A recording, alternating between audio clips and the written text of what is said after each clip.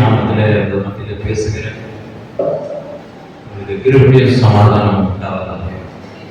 Jehovah Shalom. எல்லாரும் சொல்லுங்க பார்ப்போம். யெகோவா ஷாலோம். இயேசுவானவர் பூமியில வந்தபோது ஊழியம் செய்தார். எல்லாருக்கும் கற்றுக் கொடுத்தது முதல்ல என்ன அப்படின்னு கேட்டா, உங்களுக்கு சமாதானம், போற இடத்துல சமாதானம். அப்போ அவர் என்ன சொல்லியிருப்பாரு? யெகோவா ஷாலோம் என்ற வார்த்தையை பயன்படுத்தி, அந்த வார்த்தையை சொல்லும்போது அப்படியே என்ன செய்யணும், நம்ம இறுதியை கலக்கி போறதெல்லாம் அப்படியே மாறி, பிரச்சனைகள் எல்லாம் அப்படியே மாறி. அதுக்காக தான் அந்த வார்த்தையை சொல்ல அந்த வார்த்தையை சொல்லி பாருங்க, உங்களுக்கு அப்படியே அந்த சமாதானம் கர்த்தர் நிச்சயமாக கொடுக்கிறார். உங்களால அதை செய்ய முடியாது, தேவனால தான் செய்ய முடியும். அவர் உள்ள வந்தாதான் அந்த ஊழியம், இல்லைன்னா ஊழியம். நன்றாக தெரிந்து கொள்ளுங்க. அந்த நாட்கள்ல ஆலயத்துக்குள்ள இருப்பேன். சகோதரிகள் அப்படியே கிராமத்துக்கு போவாங்க, வீடுகளுக்கு போவாங்க. அங்க போயிட்டு அங்க இருந்து போன் பண்ணுவாங்க. உடனே நாங்க உமரத செய்ய வைப்போம். அவங்களாம் குஜராத்தி, யூபி காரர்கள் அங்க நிறைய பேர் இருப்பாங்க. அங்க நிறைய பேய் பிடிச்சி ரொம்ப மோசமான கண்டிஷன்ல இருப்பாங்க. அந்த நேரத்துல போன் பண்ணுவாங்க. போய் ஜெபம் பண்ணி விடுதலையாகி அந்த மக்கள் எல்லாம் சபைக்கு ஓடி வருவாங்க. அப்படிதான் அந்த சபையெல்லாம் ஆண்டவர் நேரம். ஷெகினா என்று சொன்னா தேவ மகிமை என்று நாம் வேதத்தில் பார்க்கிறோம். இந்த ஷெகினா மகிமை திருச்சபைக்குள்ளாக ஆரோன் மோசே ஆலயத்துக்குள்ளே போகும்போது அந்த மகிமையாக இறங்கி இருந்ததா? அல்லேலூயா. மகிமை இறங்கி இருந்தது. அங்கே நிற்க முடியல, அங்க திரும்பி பார்க்க முடியல. திரும்பி பார்த்தா மகிமை நிரம்பி இருக்கிறதை பார்த்தார்கள். ஏன் இந்த மகிமை அன்றைக்கு இறங்கிச்சு? ஏன் அந்த மகிமை இன்றைக்கு இல்லை? அந்த மகிமை அன்றைக்கு இறங்குவதற்கு காரணம் என்ன? தேவன் அவர்களை மத்தியிலே அவர் உருவாக்குகிற ஒரு காரியம். அந்த நாளிலே தேவன் அவர்களுடைய பேசி இருக்கிறார். தேவன் அவர்களை அடைந்து இருக்கிறார். அவர்களை மகிமைப்படுத்தும்படியாக தேவ மகிமை என்று காண்பிக்கப்பட்டது. உறவில இருந்தார்கள், தேவ தரிசனங்களை பெற்றார்கள், அபிஷேகிக்கப்பட்டார்கள். தேவனுடைய ஜனங்களை மீட்டெடுக்கும்படியான பணியை மீட்பின் தலைவனாக மோசேயை கர்த்தர் அழைத்தபோது, ஆரோனை அழைத்தபோது அவர்கள் 2 பேரையும் ஆண்டவர் உறுதிப்படுத்தினார். இஸ்ரவேல் ஜனங்களுக்குள்ளே ஒரு ஊழியக்காரன் இருக்கிறார் என்று சொல்லி மகிமையை வெளிப்படுத்தினார். ஆண்டவருடைய உடன்படிக்கையை பற்றி தேவனுடைய ஆலயத்திலே இருந்தது, தேவாலயத்திலே நிரப்பப்பட்டிருந்தது. கர்த்தருக்கு ஸ்தோத்திரம் உண்டாவதாக. இன்றைக்கு அந்த அபிஷேகம், அந்த உறவு யாருக்குள்ளே இருக்கிறது?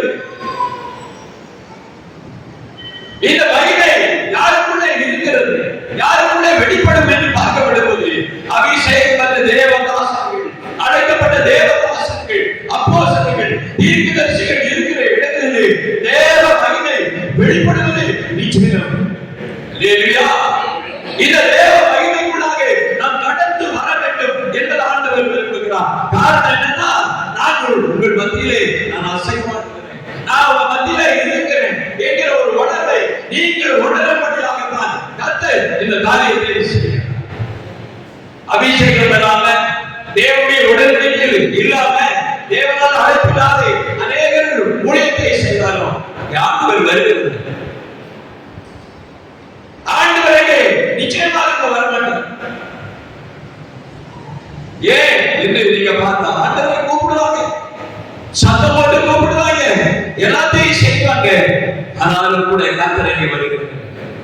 யாருக்காக வருகிறார் பார்த்தா, குழந்தையை போல ஆண்டவரை கூப்பிடுகிறார். நொறுங்குண்ட இதயத்தை உடையவர்கள் நம்ம சபையில் இருக்கிறாங்களா? அவர்கள் மத்தியிலே அவர்கள் யாரு இருதயம் உடைக்கப்பட்டு எதை பேசினாலும் ஆண்டவர் ஜெபிக்க போதும், பேசும்போதும் தன்னால கண்ணீர் ஓடும், உடைந்து உள்ளம், உடைந்த இருதயம் அங்கு தேவன் ரசிகாடி கொண்டிருக்கிறார். அந்த பிள்ளைகளுக்கு தெரியாது, அவர்கள் தேவனுடைய உடனே இருக்கிறது அவர்களுக்கு தெரியாது. தேவன் அவர்களை இடைப்பட்டு இருப்பது அவர்களுக்கு தெரியாது. அவரை பலப்படுத்திக் கொண்டிருக்கிற காரியம் அவர்களுக்கு தெரியாது. ஆனா அவர்களை அல்லேலூயா. ஒரு நாள் மைக்ல அங்க பேசிக் கொண்டிருந்தார்களாமா, ஐயா நீங்க ஆலயத்தை விட்டு போயிட்டீங்க, இங்க ஏகப்பட்ட பேய் ஆடிக்கிட்டு இருக்கு, என்ன செய்ய தெரியல, காலையில இருந்து போராடிக்கிட்டு இருக்கிறோம், ஒண்ணு முடியல அப்படின்னு சொல்லி நான் சொன்னேன், செல்போன்ல நீ செல்போன் அப்படியே மைக்கில வைய, செல்போன் அப்படியே மைக்கில காட்டு, இங்கே இருந்து ஆண்கள் பேசுவார்.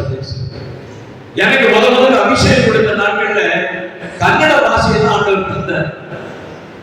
அதாவது தேவனுடைய அபிஷேகத்துக்கு ஒரு அடையாளம் இருக்கிறது, தேவனுடைய ஆவிக்கு ஒரு அடையாளம் இருக்கிறது.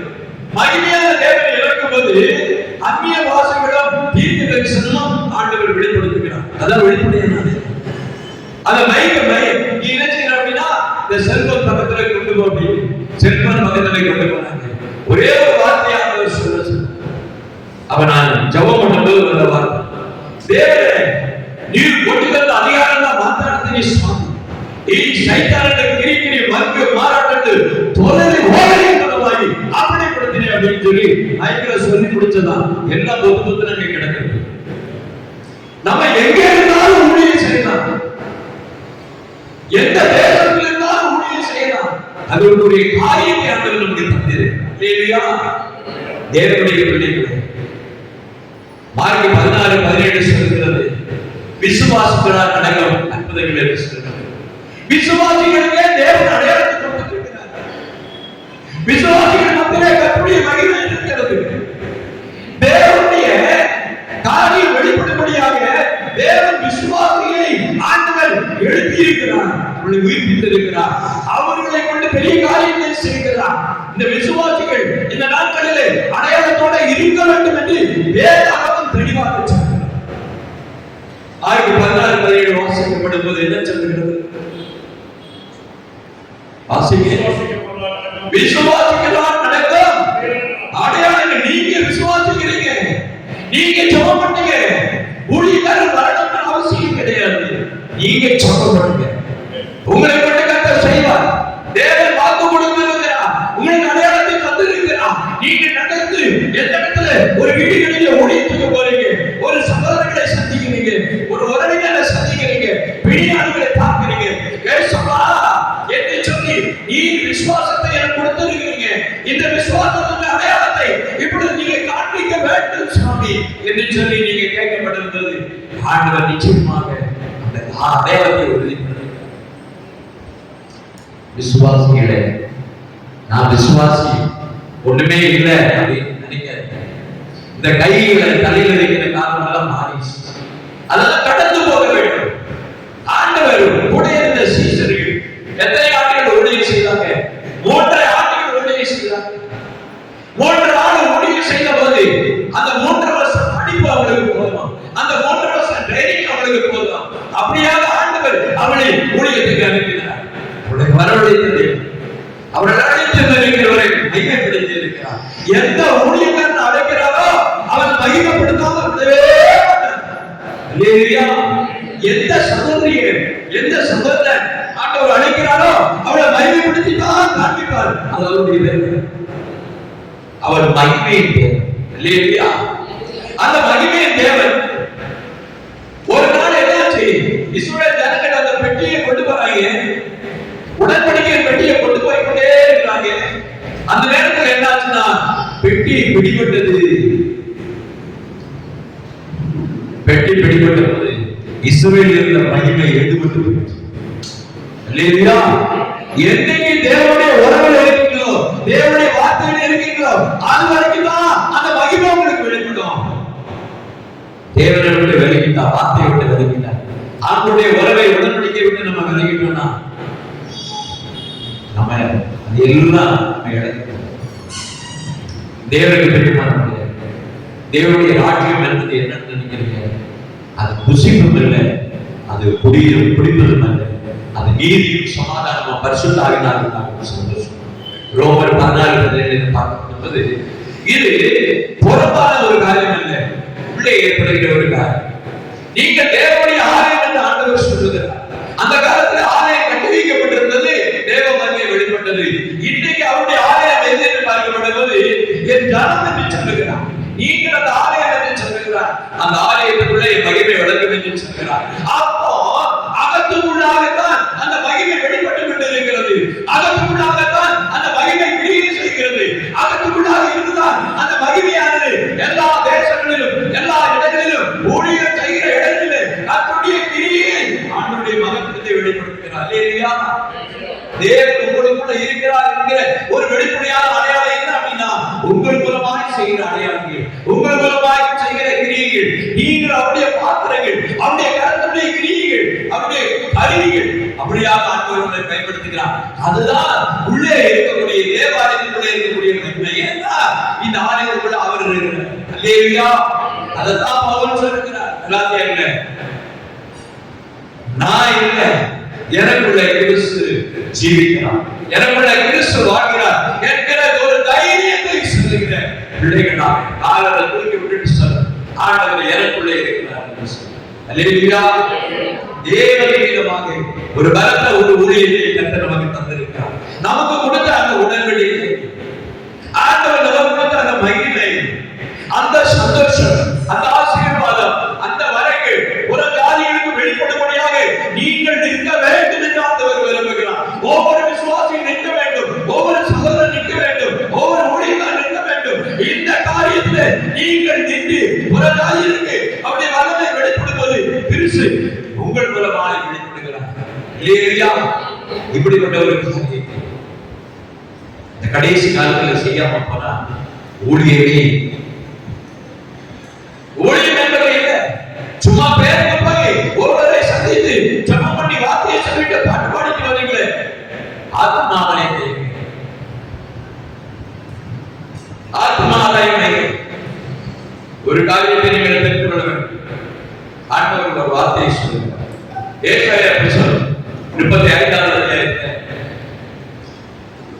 2வது வசனத்தை பார்க்கப்படும்போது லெபனோனுடைய மகிமை, அந்த லெபனோனுடைய மகிமை என்று பார்க்கப்படும்போது விதைகள் விதைக்காக நீங்க விதைக்கிற, நீங்க சொல்லுகிற அந்த வார்த்தையை, ஆவியுடைய மழையை ஆண்டவர் அனுப்பும் போதுதான் அது என்ன செய்யும்? முளைத்து எழுதும். அந்த உன்னதத்துடைய ஆவியானவர் உங்கள் மேல ஊற்றப்படுவதுதான் ஊழியம் எழுதும். விதைகள் அந்த இடத்திலே வார்த்தைகளுக்கு இடையே, அதுதான் லெபனோனுடைய அந்த லெபனோனுடைய மகிமை நமக்கு வாக்குத்தத்தம் பண்ணப்பட்டிருக்கிறது. இந்த லெபனோனுடைய மகிமை ஏசாயாவிலே சொல்லப்பட்டதை பார்க்கப்படும்போது, அந்த நாட்களில் பார்க்கப்படும்போது அந்த ஜனங்கள் ஐகுப்த தேசம் என்று சொல்லப்படுகிற அந்த எகிப்து தேசத்திலிருந்து அடிமைத்தன வீட்டிலிருந்து அவர்கள் வெளியில வந்து கொண்டிருக்கும் போது அந்த லெபனோனுடைய மகிமை சொல்லப்படவில்லை. அந்த லெபனோனுடைய மகிமை இந்த காலத்திலே சொல்லப்பட்டிருக்கிறது. அல்லேலூயா. இந்த காலத்திலே நமக்கு கொடுக்கப்பட்டிருக்கிறது. அந்த உன்னதத்துடைய அந்த ஊற்றப்படுகிற ஆவியானுடைய அந்த மகிமைக்குள்ளாக அந்த ஊழியம் எழுப்புகிறது, செழிக்கிறது, ஆத்ம ஆலயம் கிடைக்கிறது. தேவனுடைய ராஜ்யத்தை அங்கே சொல்ல முடியும், ஆண்டவரை பற்றி சொல்ல முடியும், மெய்யான தேவனை பற்றி சொல்ல முடியும், உயிருள்ள தேவனை பற்றி சொல்ல முடியும், ஜீவாதிபதியை சொல்ல முடியும், உயிர்த்தெழுந்த வல்லமையை சொல்ல முடியும், அவரால் வருகிற தேவனை நிச்சயமாக சொல்ல முடியும். அப்படி சொல்வதற்காகத்தான் லெபனோனுடைய மகிமையை கர்த்தர் தருகிறார். அல்லேலூயா. பாபிலோனிலிருந்து எருசலேம் வரும்போது நிகழ்ந்ததாக எழுதப்படவில்லை. மேசியாவுடைய வருகையிலே பரிசுத்த ஆவி ஊற்றப்படுகிற அந்த உன்னதத்துடைய பலத்துக்குள்ளாக வரும்போதுதான் இந்த மகிமை, அதுதான் சொல்லப்பட்டிருக்கு. நான் சொல்லியிருக்கிறேன், ஷெகினா என்கிற மகிமை ஊற்றப்படுகிற நேரத்தில் தான் கர்த்தருடைய நாமத்திற்கு ஸ்தோத்திரம் உண்டாகும். இன்னொரு காரியத்தை நாம் பார்க்கப்படுவது ஏசாயா 9:17 நாம் பார்க்கப்படுவது, வாசிக்க அந்த அடையாளங்களை சொல்லணும். அக்காலத்திலே செவிடர்கள் புத்தியின் வார்த்தையை கேட்பார்கள். அது எப்ப நடந்தது? இப்பதான் நடக்கிறது. இயேசுவானவர் வந்த பிறகுதான் நடக்கிறது. அப்ப செவிடர்கள் கேட்கிறார்கள் என்று நாம் பார்க்கிறோம். அவனுக்கு ஒரு பெரிய மகிழ்ச்சி, அவனுக்கு ஒரு பெரிய சந்தோஷம். அதுக்கு அடுத்த வசனம் வாசிங்க. பாருங்க, கண்குருடாய் போய் இருட்டாக இருக்கிற அந்த மாதிரியான இருளாக இருக்கக்கூடிய அந்த சூழ்நிலையிலே அப்படியே கண்கள் திறக்கப்படுகிறதை நாம் பார்க்கிறோம். அல்லேலூயா. குருடருக்கு கண்கள், இருளுக்கும் அந்தகாரத்துக்கும் நீங்கி பார்வையடைந்தது இயேசு இந்த பூமிக்கு அவதரித்து வந்த பின்பு நடந்த சம்பவம். அதுதான் லெபனோனுடைய மகிமை. அல்லேலூயா. அந்த லெபனோனுடைய மகிமைக்குள்ளாக சபை இருக்கிறதா? அந்த வாக்குத்தத்தத்துக்குள்ளே நாம் இருக்கிறோமா? அந்த வார்த்தை நமக்குள்ளே கிரியை செய்கிறதா, அடையாளப்படுத்துகிறதா என்பதை நாம் பார்க்க வேண்டும். அதுக்கு கீழே வாசிங்க. சிறுமையானவர்கள் கர்த்தருக்குள் மிகவும் மகிழ்ந்து அரசரின் எளிமையானவர்கள் இஸ்ரவேலின் வசந்தர்கள் களி கூறுவார்கள். பாருங்க, இப்பதான் நிறைய பேர் களி கூறுகிறாங்க. நிறைய ஊழியங்கள் நடக்கிறது, கன்வென்ஷன் நடக்கிறது, எழுப்புதலான கூட்டங்கள் நடக்கிறது. சிறிய எளிமையான எல்லாரும் வந்து இன்னைக்கு ரொம்ப சந்தோஷம் நம்முடைய சமத்துக்கு சொல்றோம். நான் கடந்த பஞ்சாபில் என்னுடைய நண்பர்கள் பேசிக்கொண்டே இருப்பாங்க. முந்தா நாள் கூட பேசிக்கொண்டு நான் பஞ்சாப் பக்கத்தில் போகும்போது 2 லட்சம் பேர் தான் பேசிட்டு இருந்தாங்க. இந்த சிக்கிய குடும்பங்கள் பரிவார், இந்த சிக்கிய பரிவார் குடும்பங்கள் சாதாரணமா இயேசுவை ஏற்றுக்கொள்ள மாட்டாங்க. ஆனா இன்னைக்கு பாத்தீங்க அப்படின்னு கேட்டீங்கன்னா 22 லட்சம் சீக்கியர்கள் இன்னைக்கு என்ன பண்ணியிருக்கிறாங்க அப்படின்னு கேட்டாங்க, இயேசுவை ஏற்றுக்கொண்டு ஞானஸ்தானம் பெற்று இன்னைக்கு உலகம் முழுவதும் ஊழியத்தில் போயிருக்கிறாங்க. அல்லேலூயா. சீக்கியர்கள் இங்க மட்டும் ஊழியம் பண்ணல, உலகம் முழுவதும் ஊழியம் பண்றாங்க. எல்லா தேசங்களிலும் ஊழியம் பண்றாங்க. இயேசுவை அறிவிக்கிறாங்க. தலையில டக்மன் இருக்கிறது, அவங்க போட்டிருக்கிற அந்த பாரம்பரிய ட்ரெஸ் போட்டிருக்கலாம், பைபிளை கையில வச்சுக்கிட்டு இயேசு மெசி இயேசு மெசி என்று சொல்லி நிறைய காரியங்களை பேசுகிறான். அவன் சொல்லும்போது சொல்லுகிற ஒரு வார்த்தை, எங்க பஞ்சாப்ல ஒரு நபர் எழுதி இருந்தார். யார் எழுதியிருந்தார்? அவர் பேர் என்னங்கய்யா? சாது சுந்தர் சிங். பஞ்சாபிலே எழுதி எங்களுக்கு அந்த வார்த்தையை விதைத்தார். அப்பொழுது நாங்கள் கேட்கவில்லை, அவரே இயேசுவே மெய்யான தேவன் என்பதை அறிந்திருக்கிறோம் என்று சொல்லி இங்கே இல்ல, உலகம் முழுவதும் இன்னைக்கு சந்தானிகள் ஊழியம் பண்றாங்க. அது மூலமாக 2 கோடி பேரை ஞானஸ்தானம் பெற்றிருக்கிறாங்க உலகத்துல. எங்களுடைய நண்பர்கள் கொடுக்கிற செய்தி, ஒரே ஒரு குடும்பம் ஏற்றுக்கொண்ட போது வீட்டுக்குள்ள இருந்து ஜெபம் பண்ணி இருக்கிறாங்க. அவங்களுக்கு ஆதாயம் கிடையாது, ஒண்ணும் கிடையாது. அவங்க குடும்பமா உட்கார்ந்து ஜெபம் பண்ணி இருக்கிறாங்க. அவங்க உறவினர்கள் வந்திருக்கிறாங்க. அது மூலமா கேள்விப்பட்டு நிறைய பேர் வர ஆரம்பிச்சாங்க. அப்படியாக பஞ்சாப்ல இன்னைக்கு பெரிய ஆலயத்தை கட்டி இருக்கிறாரு. ஒவ்வொரு கூடமும் 5000 பேர் 10,000 பேர் உட்கார்ற மாதிரி கட்டி இருக்கிறாங்க. பஞ்சாப் முழுக்க அவங்களுடைய ஓட்டம் தான் ஓடிக்கொண்டு இருக்கிறது. அவங்க பாத்தீங்கன்னா ஒரு பாஸ்டர் அங்கே வருவாரு. நான் ஐயா ஊழியம் செய்யணும். அப்படியா? எந்த ஏரியால இருந்து இருக்க? சரி, உன் ஏரியால ஒரு 5000 மாத்திடுவோம், அங்க ஒரு சபையை கட்டிடுவோம். நீ அங்க போய் உட்கார்ந்து ஸ்கிரீனை மட்டும் ஆன் பண்ணு, எல்லாரும் மத்தியிலும் ஒரே ஆராதனையா பண்ணணும்னு சொல்லிட்டு பண்ணிட்டு இருக்காங்க. எல்லா இடங்களிலும் ஆராதனை ஓடிக்கொண்டு இருக்கிறது. எந்த பிரிவினை கிடையாது, எந்த விதமான ஜாதியுடைய பிரிவினை கிடையாது. அந்த சனாதன சக்தி என்று சொல்லப்படுகிற அந்த பிரிவினுடைய காரியத்தை அவர்கள் அறிந்தறிந்தார்கள். அல்லேலூயா. ஒண்ணு நான் கேட்கிறேன், ஆவியானவர் உங்கள்கிட்ட இருக்கிறாரு, இயேசு உங்கள்கிட்ட இருக்கிறாரு. ஆவியானுடைய திருச்சபை, ஆவியானுடைய ஜனங்கள் பிரித்திருக்க முடியுமா? அவருக்கு பிரியமா இருக்குமா? ஆவியானவர் உங்களே இருக்கப்படுவது அந்த அப்போஸ்தலர் நாட்களிலே அவர்கள் ஒரே மனதாக இருந்தார்கள், ஒரே ஐக்கியம் இருந்தது. அப்போ அவர்களுக்குள்ளே பிரிவினை இல்லை. அப்ப இயேசுடைய சரீரத்துல பிரிவினை ஏற்படுமா? ஏற்படாது. அப்ப உண்மையான ஆவி இருந்தா சரீரத்துல பிரிவினை கிடையாது, அவருடைய பேதங்கள் இருக்காது, மார்க்க பேதங்கள் இருக்காது, ஜாதி பிரிவினைகள் இருக்காது, ஆசிரியருடைய பிரிவினைகள் இருக்காது. எல்லாம் ஏக ஐக்கியத்தில் உண்டாக இருப்பார்கள், ஒரே அன்பரை நினைத்தவர்களாக இருப்பார்கள், ஊக்கமாக செதிப்பார்கள். தேவனுடைய பிரசன்னமும் மகிமையும் அங்கே விளங்கும், அங்கே வருவார், அங்கே நடத்துவார். அவர்கள் எல்லாரையும் கர்த்தர் தொடுவார். அவர்கள் மத்தியிலே கர்த்தர் பெரிய காரியங்களை அக்னியை ஊற்றுவார். அந்த காரியங்கள் அல்லேலூயா. தேவனுடைய பரிசுத்த நாமத்துக்கு ஸ்தோத்திரம் உண்டாவதாக. கொஞ்ச காலத்தை இவர்களுடைய செழித்தை நீங்கள் பார்க்கப்படும் போது செவிடர்கள் புத்தியத்தின் வார்த்தைகளை கேட்பார்கள் என்று சொல்லப்பட்டிருக்கிறது.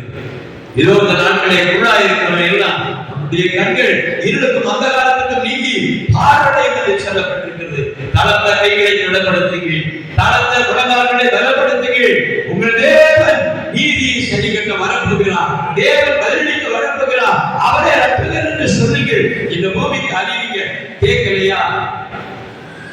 இந்த ஜனங்களுக்கு சொல்லுவது கேட்கலையா? ஆண்டவர் சொல்லு என்ன சொல்றாருன்னா, எல்லாத்தையும் நான் வாரிட்டு பெற வேண்டும்.